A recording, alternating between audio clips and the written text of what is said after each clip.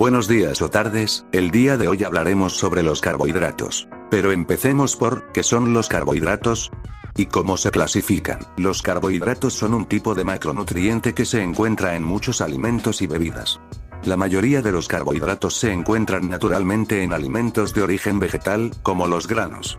Los fabricantes de alimentos también agregan carbohidratos a los alimentos procesados en forma de almidón o azúcar agregada.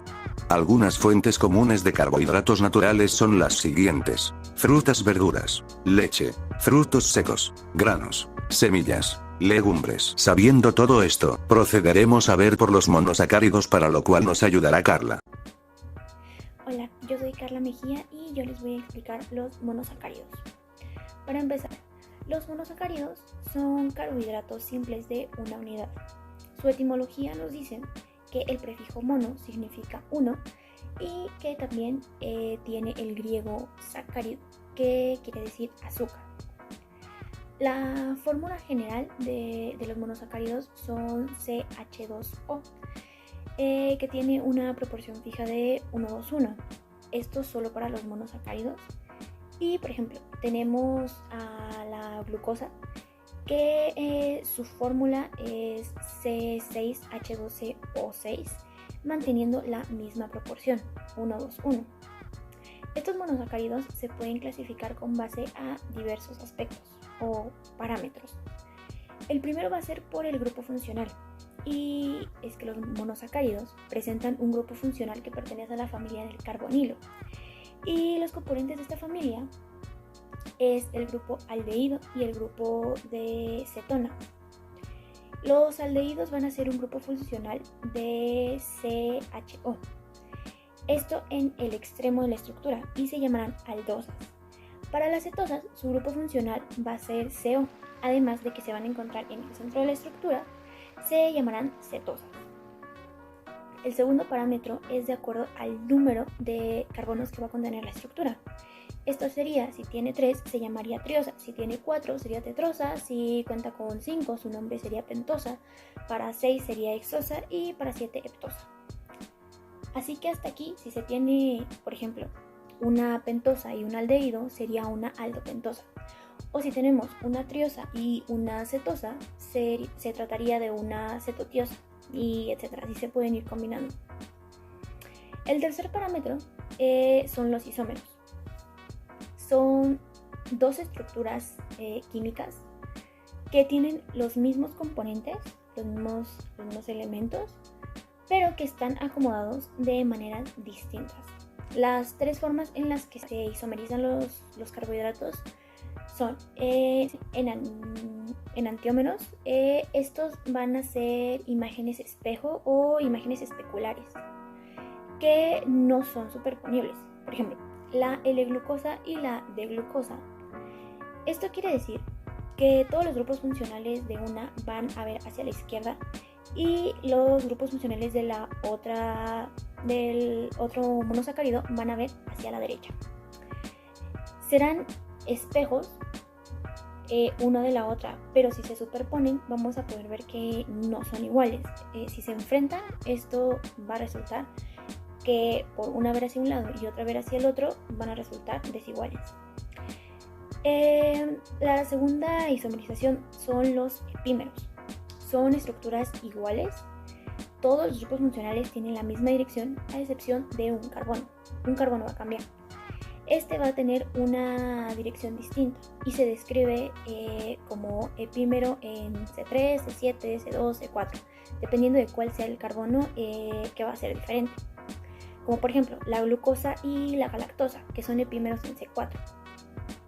Y finalmente están los diacetoriómeros. Estos se van a identificar por no ser ni enantiómeros, es decir, que no van a ser imágenes especulares, y tampoco van a ser epímeros.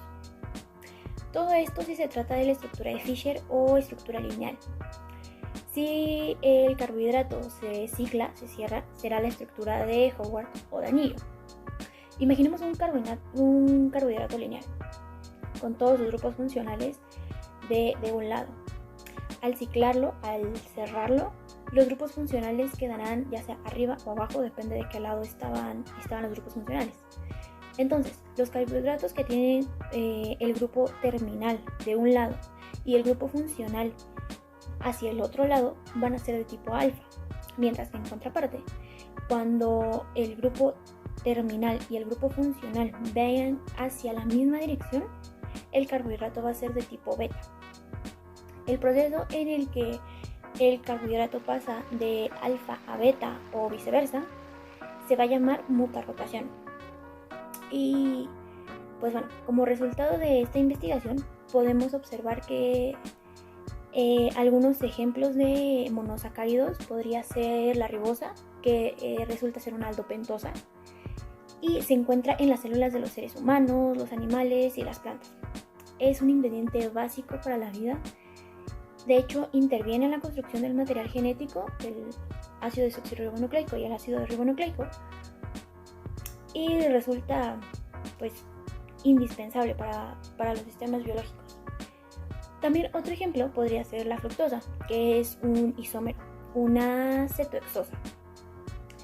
Su fórmula va a ser igual a la de la glucosa, va a ser C6H12O6 y es un azúcar natural que se obtiene principalmente de las frutas, y aunque su ingesta excesiva puede causar complicaciones en la salud, en cantidades moderadas resulta ser un endulzador sumamente nutritivo.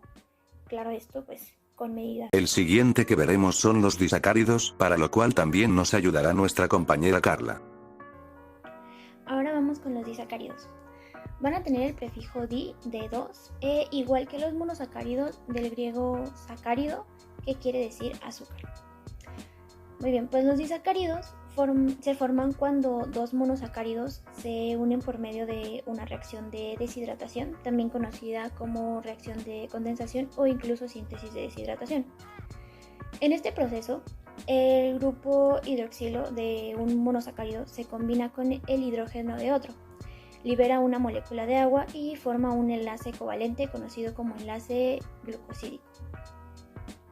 Por ejemplo, este diagrama nos muestra los monómeros de glucosa y fructosa, que se combinan por medio de una reacción de deshidratación para formar sacarosa, un disacárido que conocemos como azúcar de mesa. De hecho, la reacción también libera una molécula de agua que no se muestra en la ilustración.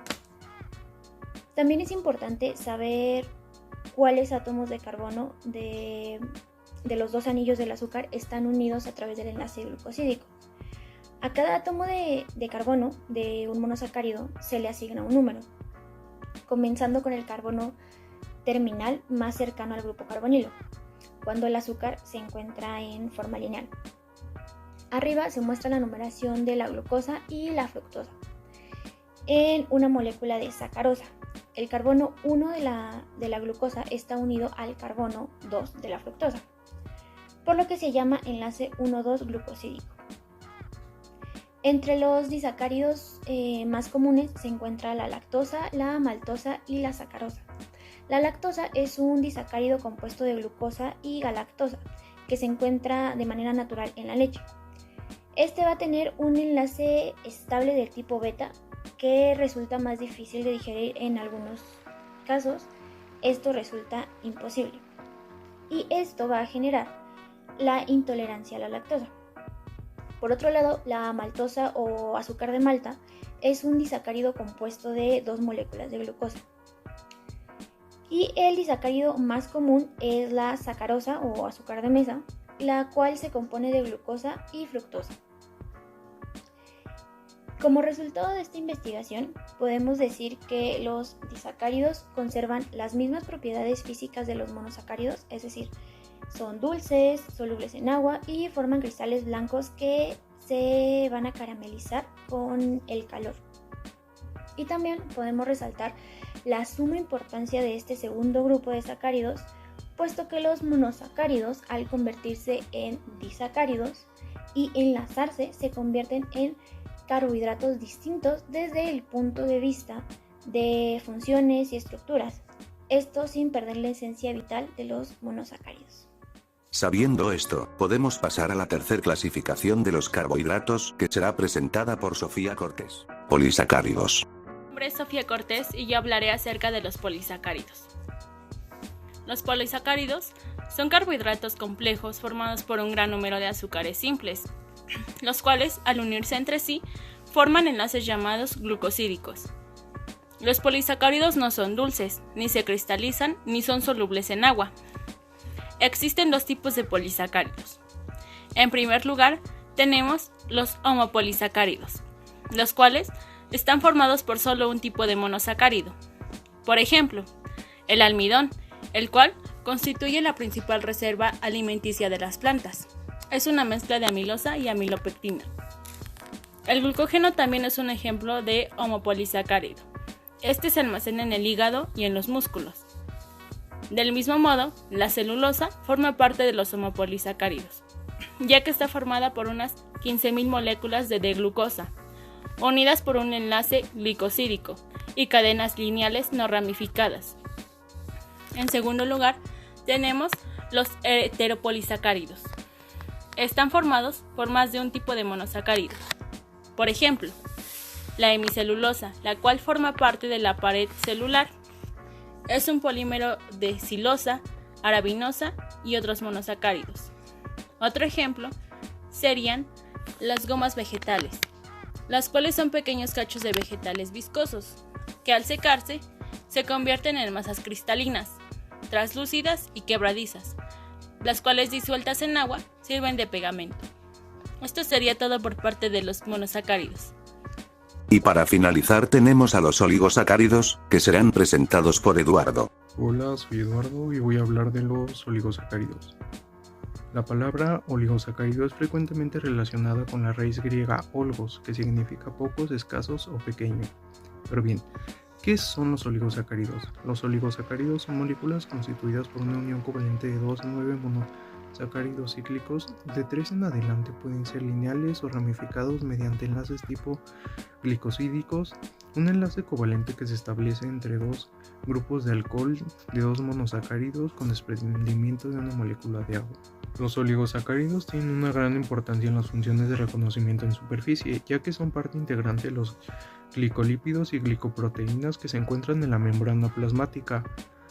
Algunos lugares donde podemos encontrar algunos ejemplos de los oligosacáridos son en la lactosa o azúcar de leche, formada por una unidad de glucosa y otra galactosa, sacarosa o azúcar de mesa, que aparece en los productos azucarados como la remolacha y la caña. Está formada por fructosa y glucosa. Maltosa o azúcar de malta está formada por 2 moléculas de glucosa. En resumen, los oligosacáridos están presentes en varios aspectos de nuestra vida que tal vez no llegábamos a imaginar o ni siquiera conocíamos la palabra oligosacáridos. Y para terminar este video, presentamos las fuentes.